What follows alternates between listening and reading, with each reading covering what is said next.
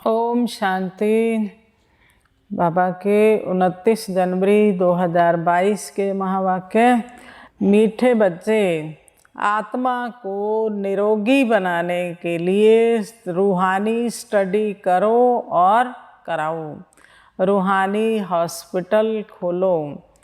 प्रश्न: कौन सी एक आश रखने से बाकी सब आशाएं स्वतः पूर्ण हो जाती हैं? सिर्फ बाप को याद कर एवर हेल्दी बनने की आश रखो, ज्ञान योग की आश पूर्ण की तो बाकी सब आशाएं स्वतः पूरी हो जाएंगी। बच्चों को कोई भी आदत नहीं रखनी है, ऑलराउंडर बनना है। भल खामियां हर एक में हैं, परंतु सर्विस जरूर करनी है। गीत: धीरज धर मनुआ धीरज धर, तेरे सुख के वही दिन आएंगे। ओम शांति। बच्चों ने गीत सुना। इस समय सभी आत्माओं को धीरज दिया जाता है। आत्मा में ही मन बुद्धि है, आत्मा ही दुखी होती है, तब आपको पुकारती है, हे पतित पावन परम पिता परमात्मा आओ। कभी ब्रह्मा विष्णु शंकर को पतित पावन नहीं कहा जाता। जब उन्हों को नहीं कहा जाता तो लक्ष्मी नारायण राम सीता को भी नहीं कहा जा सकता। पतित पावन तो एक ही है। विष्णु का चित्र तो है ही पावन। वह विष्णुपुरी के मालिक, विष्णुपुरी स्थापन करने वाला शिव बाबा है। वही इस समय विष्णुपुरी स्थापन कर रहे हैं। बाप है रूहानी और यह रूहानी स्टडी है, रूहानी सर्जरी है। इसलिए बोर्ड पर नाम भी ऐसा लिखना चाहिए, ब्रह्मा कुमारी रूहानी ईश्वरीय विश्वविद्यालय। रूहानी अक्षर जरूर डालना है। रूहानी हॉस्पिटल भी कह सकते हैं, क्योंकि बाप को अविनाशी सर्जन भी कहते हैं। पतित पावन ज्ञान का सागर भी है। वह धीरज दे रहे हैं कि बच्चे, मैं आया हूँ, मैं रूहों को पढ़ाने वाला हूँ। मुझे सुप्रीम रूह कहते हैं। आत्मा को ही रोग लगा हुआ है, खाद पड़ी हुई है विकारों की। सतयुग में पवित्र आत्माएं हैं, यहाँ अपवित्र आत्माएं हैं। वहाँ है पुण्य आत्माएं और यहाँ है पाप आत्माएं। आत्मा पर ही सारा मदार है। आत्मा को शिक्षा देने वाला है परमात्मा। उनको ही याद करते हैं, सब कुछ उनसे ही मांगा जाता है। कोई दुखी कंगाल होगा तो कहेगा मेहर करो, कुछ पैसे साहूकार से दिलाओ। पैसा मिल गया तो कहेंगे ईश्वर ने दिया व दिलवाया। कोई कारपेंटर है तो उनको सेठ से मिलेगा। बच्चों को बाप से मिलता है, परंतु नाम ईश्वर का बाला होता है। अब ईश्वर को तो मनुष्य जानते ही नहीं हैं, मांगते रहते हैं ईश्वर से, लेकिन जानते नहीं हैं ईश्वर को। अब बाप समझाते हैं, बच्चे तुम्हारे सुख के दिन आ रहे हैं। बोर्ड पर भी हॉस्पिटल नाम जरूर लिखना चाहिए। और किसने स्थापना की? अविनाशी सर्जन पतित पावन बाप एक है। पावन दुनिया में तो पावन मनुष्यों को कभी बीमारी आदि होती नहीं। पतित दुनिया में तो बहुत बीमारियां हैं। तो सर्विस के लिए विचार चलाना चाहिए, क्या क्या चित्र रखने चाहिए, कैसे समझाना चाहिए। बाबा ने का सेवा के लिए विचार चलने चाहिए। अब बाप कहते हैं, हे आत्माएं, तुम्हारे सुख के दिन आ रहे हैं। स्वर्ग का नाम तो सब गाते हैं, परंतु स्वर्ग में भी नंबरवार मर्तबे हैं, नरक में भी नंबरवार दर्जे हैं। विजयमाला में पिरोने वाले राज राजेश्वर बनते हैं। ज्ञान ज्ञानेश्वरी को ईश्वर ज्ञान देते हैं तो राज राजेश्वरी बनती है। जगत अम्बा को भी बहुत बच्चे हैं और प्रजापिता ब्रह्मा को भी बहुत बच्चे हैं। कितनी सूक्ष्म बातें हैं मनुष्य। समझ ही नहीं सकते कि प्रजापिता ब्रह्मा और जगत अम्बा यह कौन है। प्रजापिता ब्रह्मा के मुख वंशावली होंगे ना, सेंसिबल जो होंगे वह झट पूछेंगे। हमको यह बात समझ में नहीं आती कि प्रजापिता ब्रह्मा और जगत अम्बा का आपस में क्या कनेक्शन है। जो इतने बच्चे मुख से हुए, तो बाबा ने कहा ब्रह्मा मुख से इतने बच्चे हुए, तो बाबा कहते उनको समझाना है कि हम ब्रह्मा मुख वंशावली ब्राह्मण हैं। बाप सब राज समझाते हैं।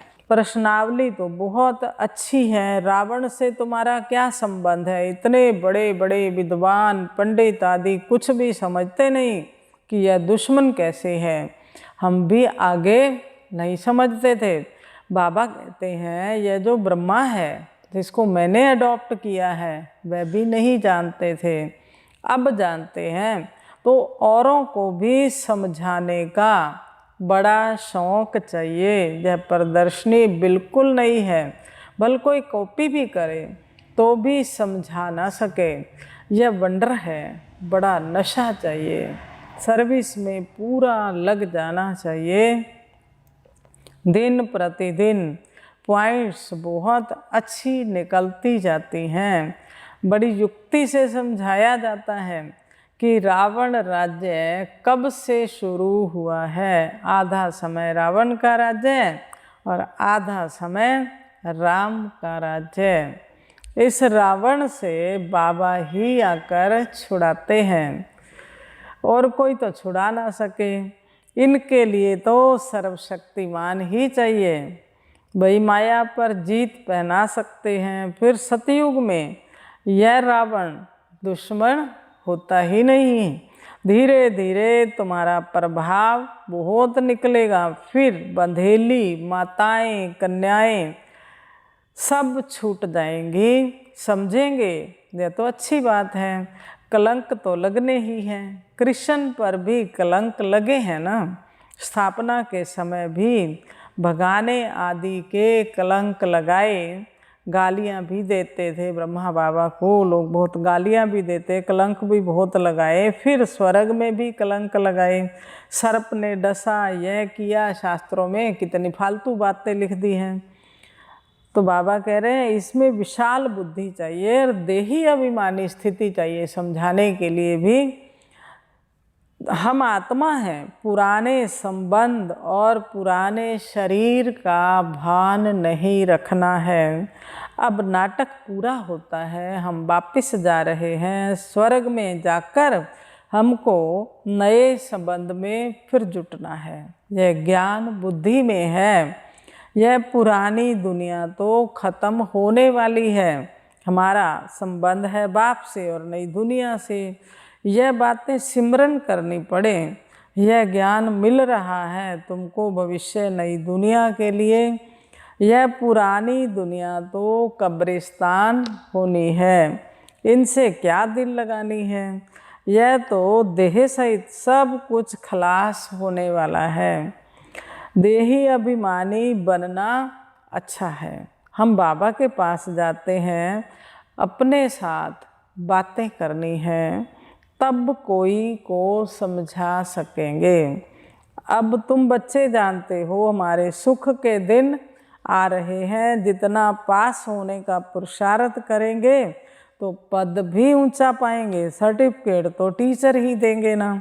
वह जानते हैं इनमें कितनी सच्चाई है, कितना सर्विसेबल है। यह कंस्ट्रक्शन का काम करते हैं, डिस्ट्रक्शन का काम तो नहीं करते। सर्विसेबल ही दिल पर चढ़ते हैं। भल अभी तो परिपूर्ण नहीं है, खामियां तो सब में रहती हैं। परिपूर्ण तो आगे चलकर बनना है।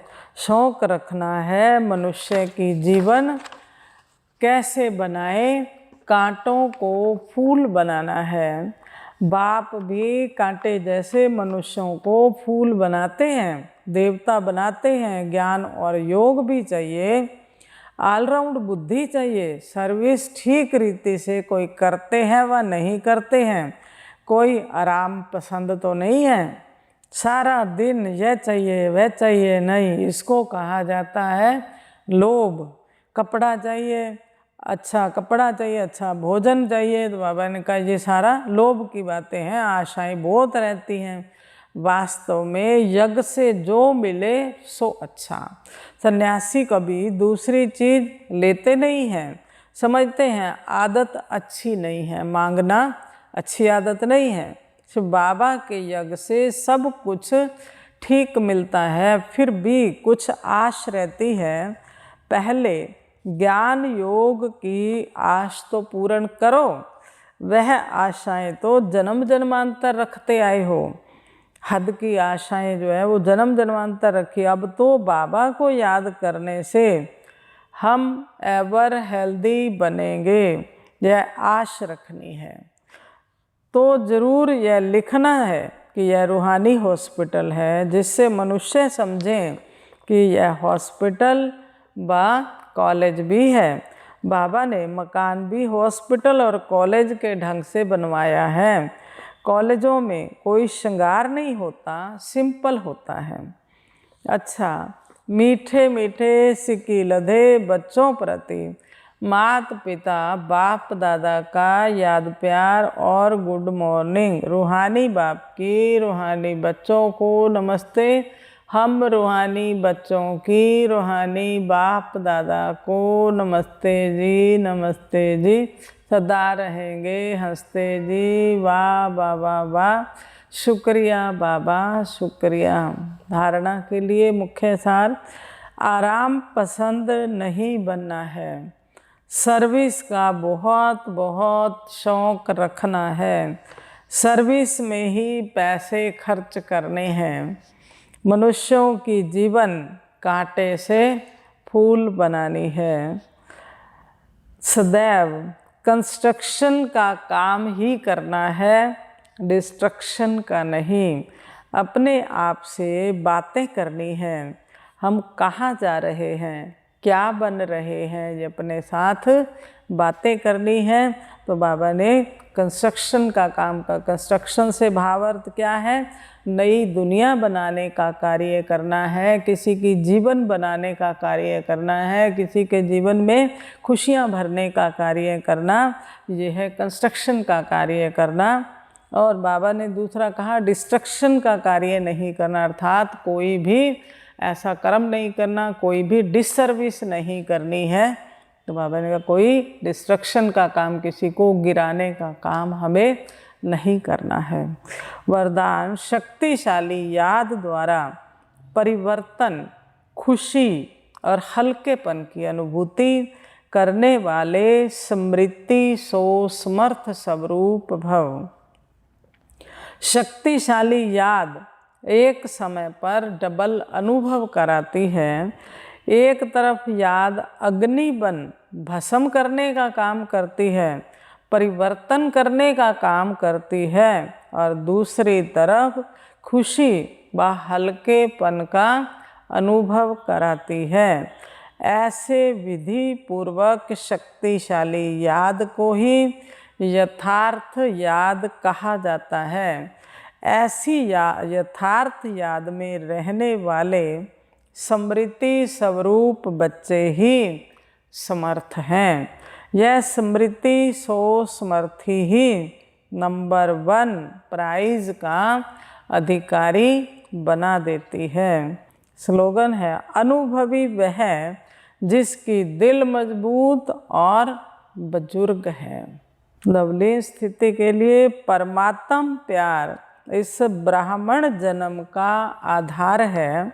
कहते भी हैं प्यार है तो जहान है, जान है, प्यार नहीं तो बेजान बेजहान है। प्यार मिला अर्थात जहान मिला। दुनिया एक बूंद की प्यासी है और आप बच्चों का यह प्रभु प्यार प्रॉपर्टी है। इसी प्रभु प्यार से पलते हो, अर्थात ब्राह्मण जीवन में आगे बढ़ते हो तो सदा प्यार के सागर में लवलीन रहो। अच्छा, ओम शांति।